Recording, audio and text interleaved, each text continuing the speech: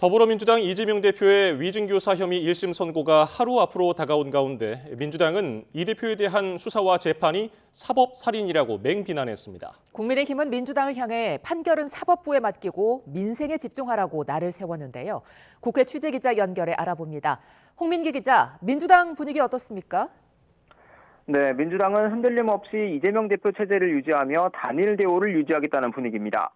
김민석 최고위원은 오전 국회 기자간담회에서 최근 이 대표의 1심 선고와 추가 기소를 비롯한 사법 과정이 이 대표 죽이기, 사법살인 시도라고 주장했습니다.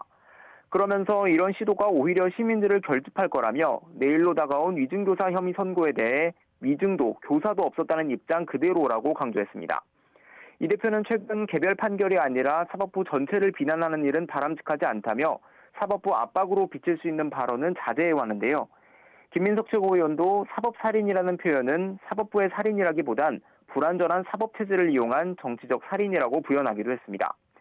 반면 국민의힘은 판결은 사법부의 일이라며 재판부가 법리와 증거에 따라 공정한 판결을 해줄 거라고 맞받았습니다.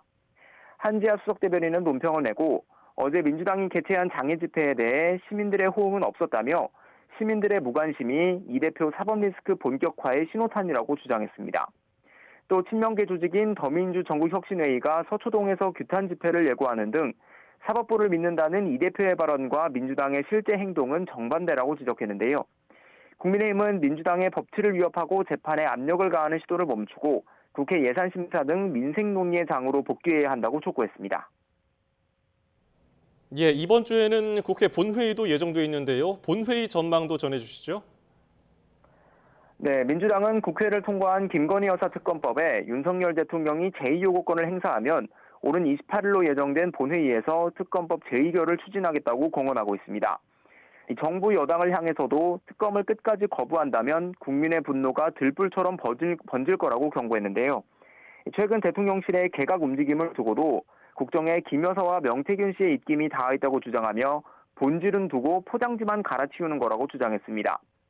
민주당은 또 도이치모터스 주가 조작 연루 의혹과 관련해 김 여사를 불기소 처분한 이창수 서울중앙지검장 등 검사들에 대한 탄핵소추안도 이날 본회의에 보고한다는 계획입니다. 반면 국민의힘은 특검법 제2결을 시도하더라도 이탈표 없이 막아낼 것으로 자신하는 분위기입니다. 다만 민주당이 특검법 대신 상설특검을 추진할 경우 그에 대한 대응을 놓고 고심하고 있습니다.